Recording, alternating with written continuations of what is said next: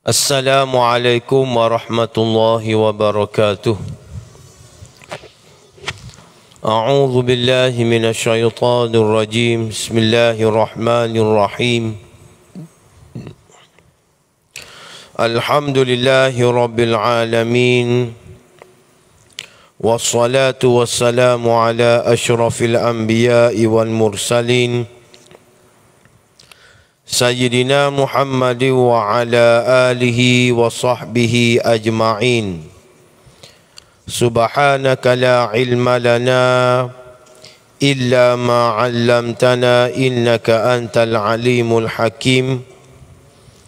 Wa la hawla wa la quwwata illa billahil aliyyil azim. Allahumma inna nas'aluka ilman nafi'a wa nas'aluka rizqan tayyiba wa nas'aluka amalan mutaqabbala. Allahumma inna na'udzu bika min ilmin la yanfa' wa qalbin la yakhsha' wa amalin la yurfa' wa du'a'in la yusma'. Allahumma la tu'akhidhni bima yaqulun waghfir li mimma la ya'lamun waj'alni khairan mimma yazunnun, amma ba'd. Alhamdulillah, syukur banyak-banyak kepada Allah Subhanahu wa ta'ala. Allah Subhanahu wa ta'ala masih lagi memberi hidayah kepada kita semua. Kita dapat berada di rumah Allah pada pagi ini. Kita dapat bersama-sama untuk menambahkan ilmu pengetahuan. Kita dapat bersama-sama menambahkan kefahaman kita terhadap agama kita. Mudah-mudahan ilmu yang kita belajar dan kefahaman yang kita dapat menjadikan kita orang yang lebih baik, orang yang diberkati dan dirahmati oleh Allah Subhanahu wa ta'ala. Kita masih lagi belajar berkenaan dengan fiqh siyasah Khulafa ar-Rashidin Umar al-Khattab radhiyallahu ta'ala anhu. Ambo berhenti pada bahagian yang ketiga, iaitu pembukaan Islam di wilayah Parsi oleh Sayyidina Umar al-Khattab radhiyallahu ta'ala anhu bersama-sama dengan tentera beliau. Kali terakhir ambo syarah ataupun ambo baca bahagian yang ketiga ni 15 hari bulan 10 2022. Ni pula mari ni. Oh, memang lama sungguh. Bulan 10, 11, 12. 3 bulan. Sebab orang panggil boleh anak baru. Jadi kena cara sikit. Alhamdulillah. Jadi kita sebut dulu pada bulan 10 dulu bagaimana Sayyidina Umar al-Khattab radhiyallahu ta'ala anhu menghadapi kuasa besar Parsi. Menghadapi kuasa besar Parsi, maka dia telah mengarahkan beberapa bala tentera untuk menghadapi tentera Parsi, khususnya iaitu panglima bernama Musanna.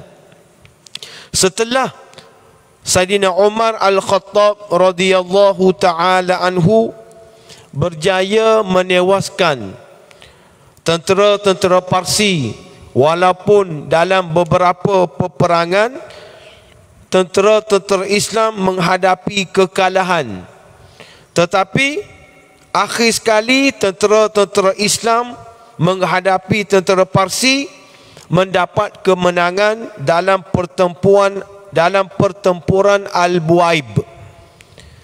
Maka Parsi mula bertindak balas. Setelah kemenangan tentera Islam di Al-Buaid, maka tentera Parsi bertindak balas. Tamparan hebat yang diperolehi oleh orang Islam setelah menerima kekalahan yang besar menjadikan para pemimpin Parsi berpecah belah kembali bersatu. Asalnya disebabkan kalah, maka pokok dia ni berpecah belah.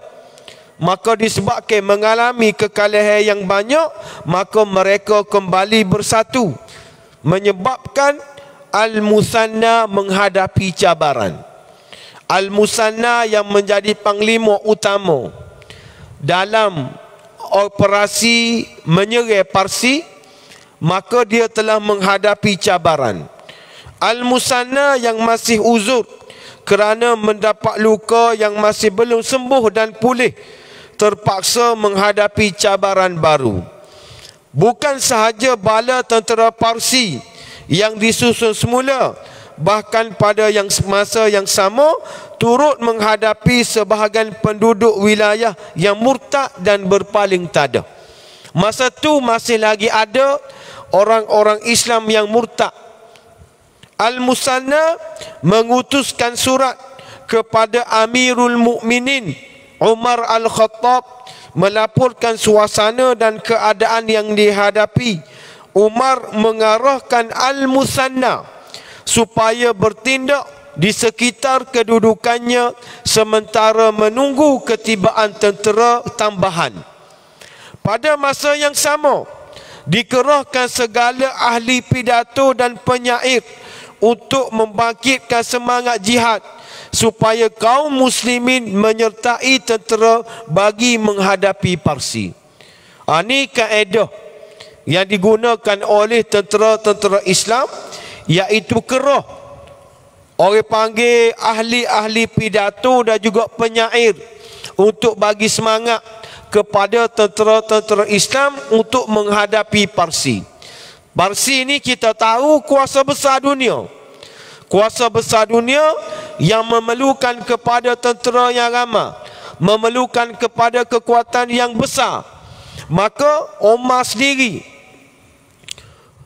melantik ataupun beliau sendiri turun ke gelanggang dan menggerahkan orang ramai supaya berjihad. Dia sendiri turun.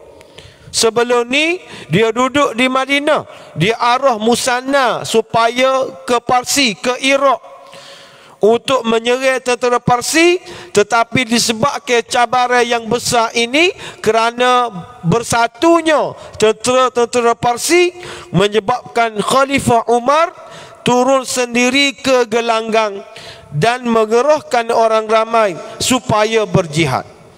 Beliau sendiri menggerakkan pasukan menuju ke Dirar untuk memimpin tentera menuju ke Iraq bagi menyertai bala tentera bersama Al-Musanna. Dia sendiri turun. Turut bersama-sama Umar ialah Uthman bin Affan, Abdul Rahman bin Auf dan lain-lain. Dia sendiri turun untuk memimpin bala tentera tersebut. Umar mengadakan syura dengan para sahabat yang kanan dan menyatakan hasratnya untuk memimpin tentera bagi memerangi Parsi. Sehingga Ali bin Abi Talib yang ditugaskan untuk menggantikan Umar di Madinah dipanggil datang menyertai mesyuarat yang penting itu. Dia kata, hak ni aku sendiri nak jadi panglima perang. Aku tak boleh bagi kepada orang lain, aku sendiri akan memimpin bala tentera ini. Abdul Rahman bin Auf tidak bersetuju Khalifah Umar sendiri memimpin tentera ke Iraq. Demikian itu kerana urusan pemerintahan di Madinah lebih penting kepadanya dalam suasana negara yang masih dikepung dan menghadapi ancaman yang lebih besar. Abdul Rahman kata, wahai Umar, mu duduk di Madinah lah sebagai khalifah kerana aulawiyatnya mu berada di Madinah. Mu tak perlu ke medan perang. mulatiklah siapa-siapa jadi panglima perang, mu kena balik semula ke Madinah untuk memimpin negara dari suasana negara ni dikepung dan menghadapi ancaman yang besar. Umar bersetuju dengan cadangan Abdul Rahman bin Auf. Maka dia bertanya, faman tara an nab'atha ila al-Iraq, siapakah yang layak dicadangkan untuk mengepalai bala tentera ke Iraq? Dah aku mu tak bagi mengetuai panglima perang, musuh aku berada di Madinah, siapa hak nak jadi panglima perang mengepalai tentera ke Iraq? Maka Abdul Rahman bin Auf jawab, Al-Asadu fi barathinihi Sa'du Malik Az-Zuhri. Dia kata singa yang masih berada dalam sarang dia, musuh singa yang masih berada dalam sarang dia, iaitu Sa'ad bin Malik Az-Zuhri, ataupun nama dia Sa'ad bin Abi Waqqas.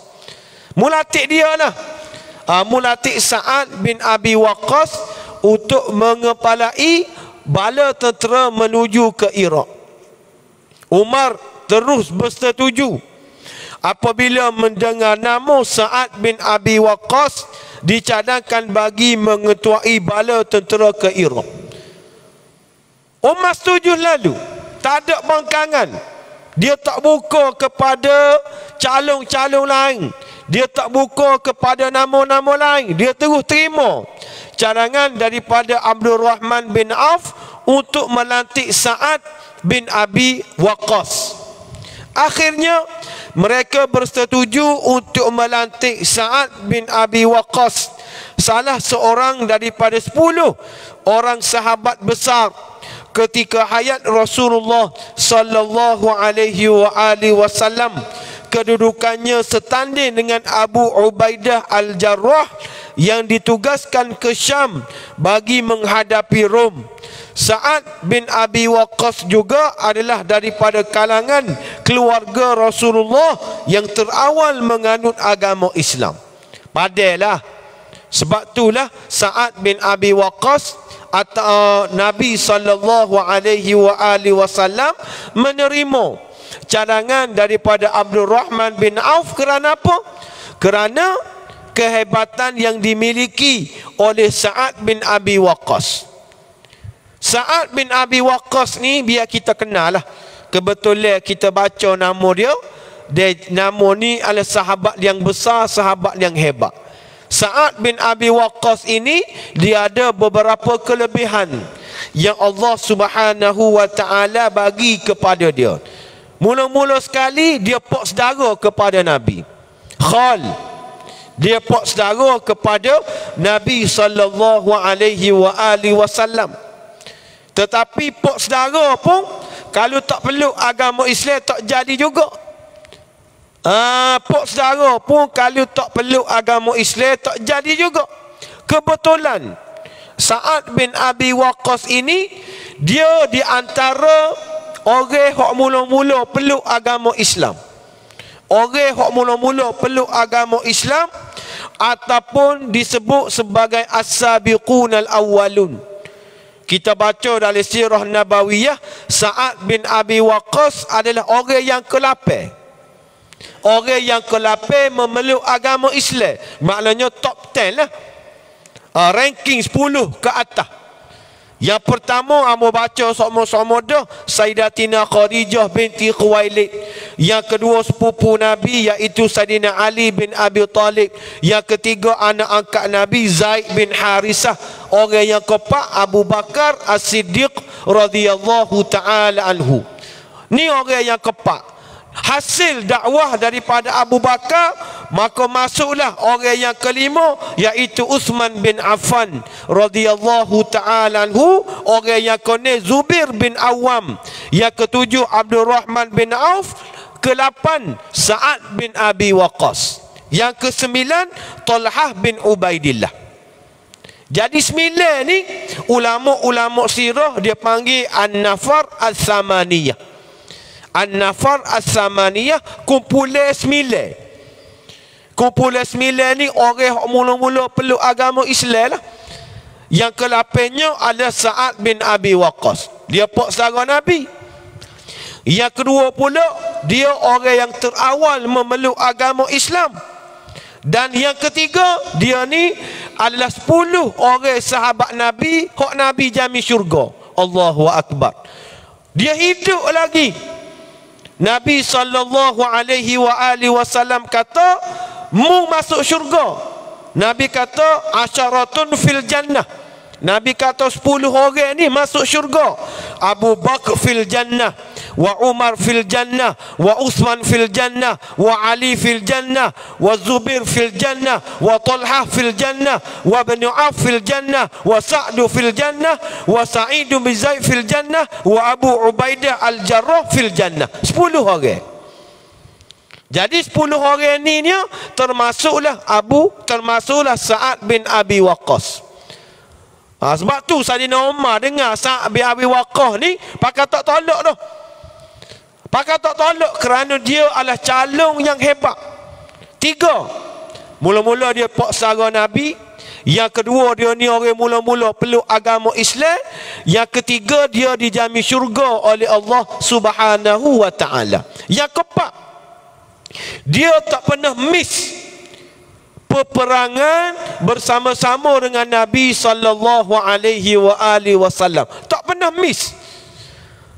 Tak pernah miss, maknanya tak pernah tinggal, tak pernah poting.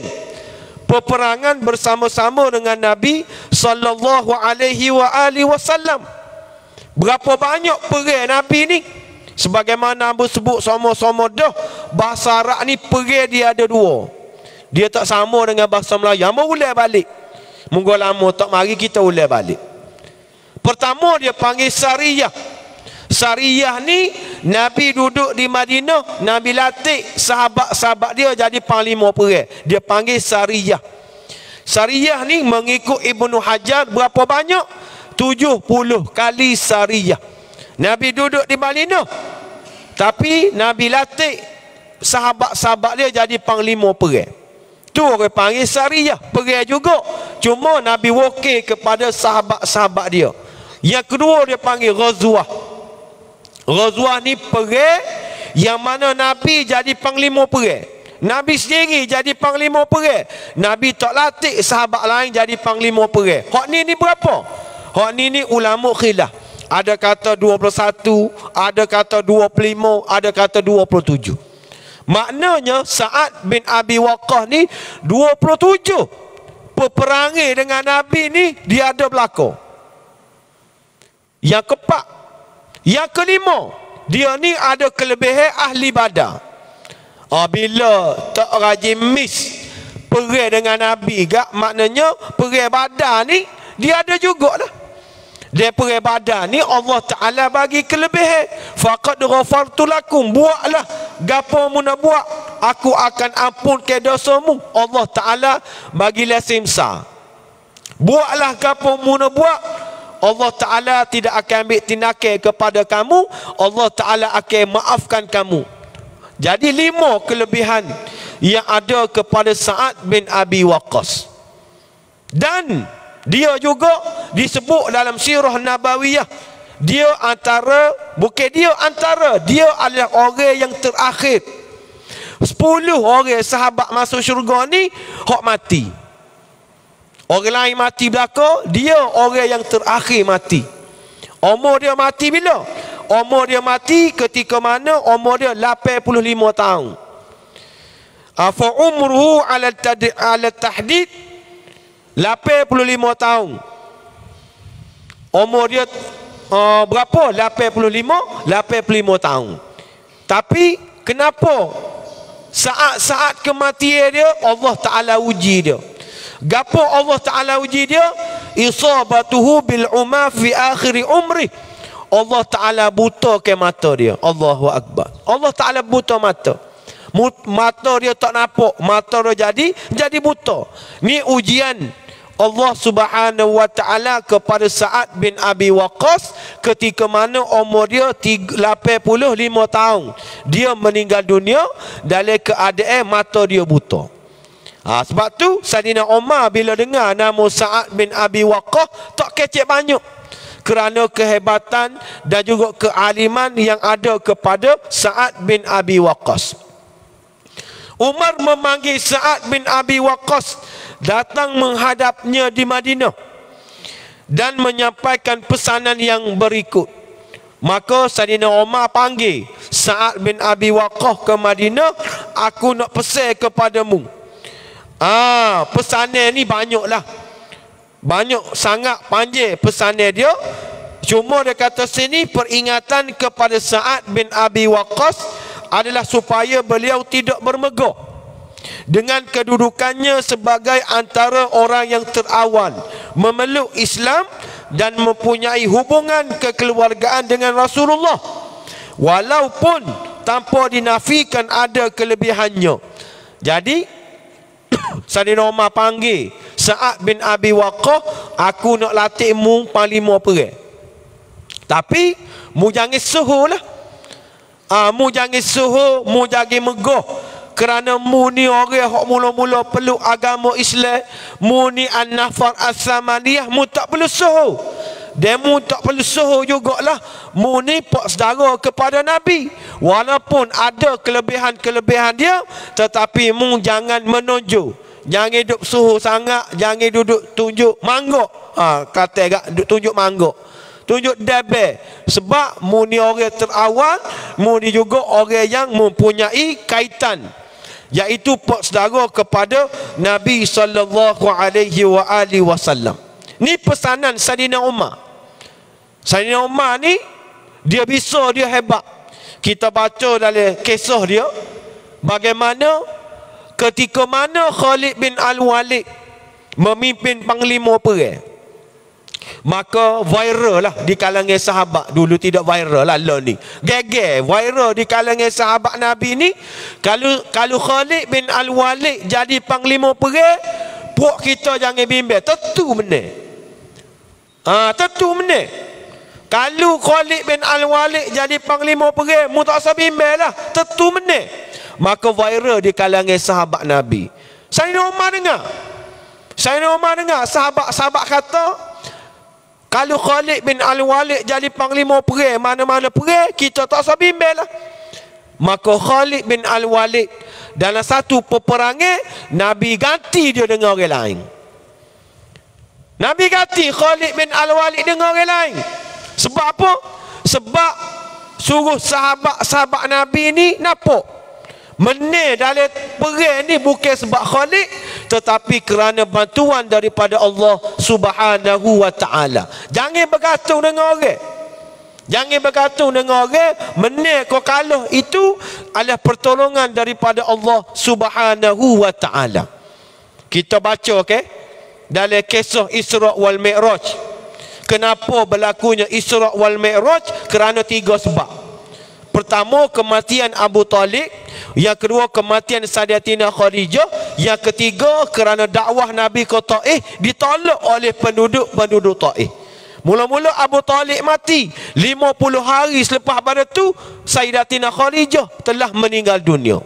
Maka dalam sirah sebut tahun tu dia panggil Amu Huznun, tahun kesedihan. Maka ulama-ulama bahas kenapa Abu Talib mati, kenapa Sayyidatina Khadijah ni mati, sedangkan Nabi perlukan kedua-dua orang ni. Nabi nak kepada dua orang ni kerana Abu Talib menjadi benteng pertahanan kepada Nabi. Sayyidatina Khadijah menghiburkan hati Nabi. Di saat kafir Quraisy buat macam-macam kepada Nabi, Allah Ta'ala matikan Sayyidatina Khadijah dan Abu Talib. Kenapa? Allah Ta'ala nak royak kepada Nabi, nak bagi isyarat kepada Nabi bahawasanya perjuangan Islam ini mu jangan bergantung kepada orang, tapi mu kena gantung kepada Allah Subhanahu wa Ta'ala. Ni orang panggil fik Isra' wal Mi'raj. Isra' Mi'raj ni bukan kita dengar saja-saja, tapi kita kena faham, kena fiqh kenapa berlakunya Isra' wal Mi'raj. Sebab apa? Sebab Allah Ta'ala nak royak perjuangan Islam ni, dakwah Islam ni, wahai Muhammad, mu jangan bergantung kepada Abu Talib, mu jangan bergantung kepada Khadijah, tapi mu kena bergantung kepada Allah Subhanahu wa Ta'ala. Maka Umar dia panggil Sa'ad bin Abi Waqqas, dia kaya mutasah suhulah, mutasah orang panggil rasa mangguk lah. Kerana apa? Kerana orang yang sombong, orang yang mangguk, Allah Ta'ala tak akan tolong, Allah Subhanahu Wa Ta'ala tak akan bantu. Khalifah Umar memberikan pesanan lagi kepada Sa'ad bin Abi Waqqas setelah semua anggota berkumpul dan sebelum mereka bergerak menjalankan tugas sebelumnya. Sebelum gerak pula Sayyidina Umar bagi ceramah pula, bagi taujihat pula. Taujihat dia sangat-sangat panjang lah, banyak muka surat. Jadi betapa pesanan di atas tercakup dalamnya sifat keagamaan dan akhlak bala tentera, termasuklah bekalan moral dalam perjalanan jauh yang dilalui dan ilmu ketenteraan apabila sudah berada di kawasan musuh. Di sini menunjukkan bahawa Khalifah Umar bukan sahaja seorang negarawan yang bijak, mentadbir negara, bahkan berilmu, termasuklah dalam bidang ketenteraan. Ini hebat Sayyidina Umar.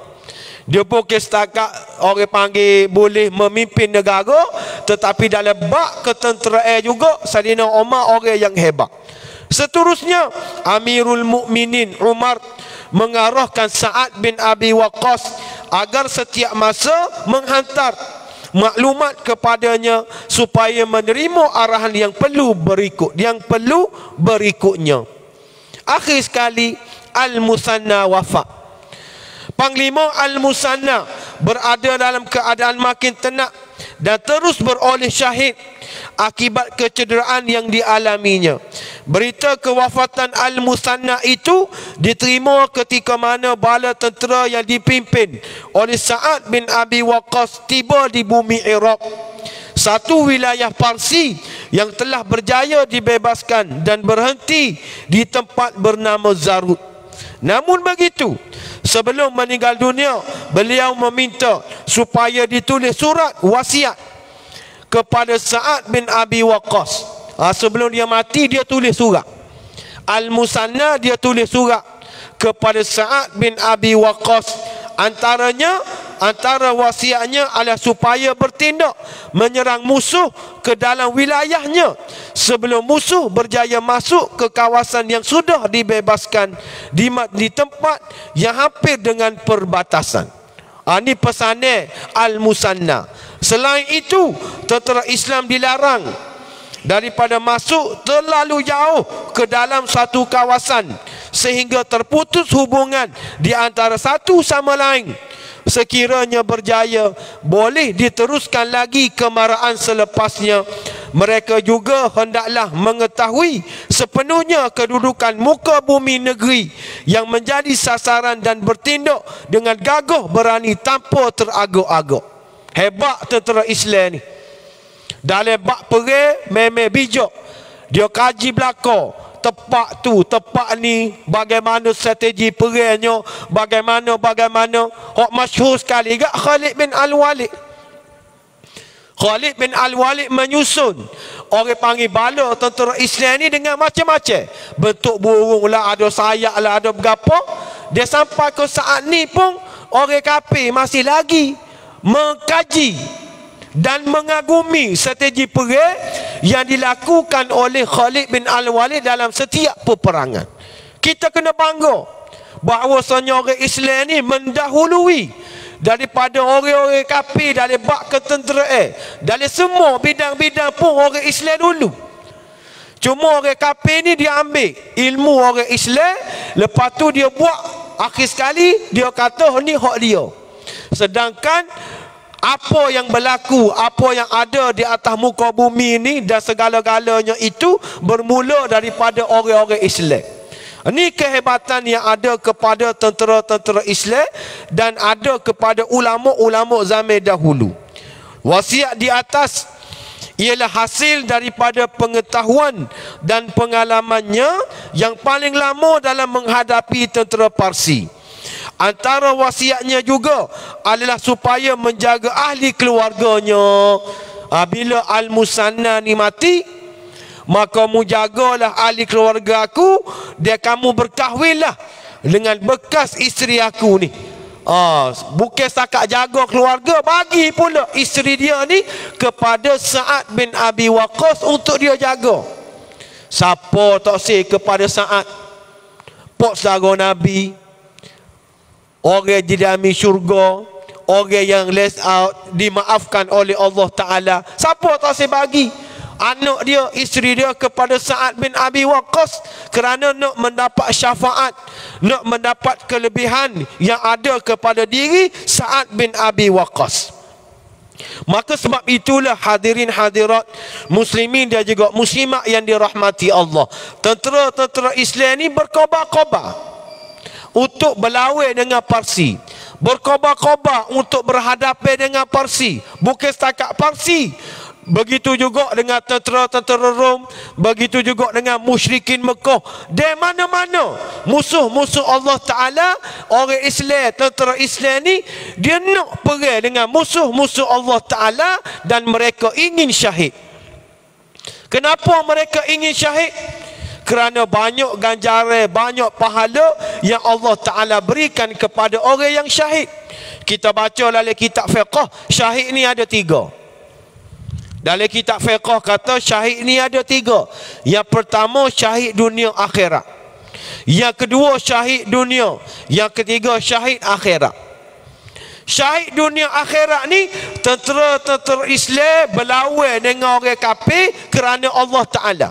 Berlawan ni berlawan depan lah, akak senjata, ada bedil-bedil, ada pedang-pedang, dan orang Islam mati dalam peperangan tersebut, maka dia mendapat syahid dunia dan akhirat.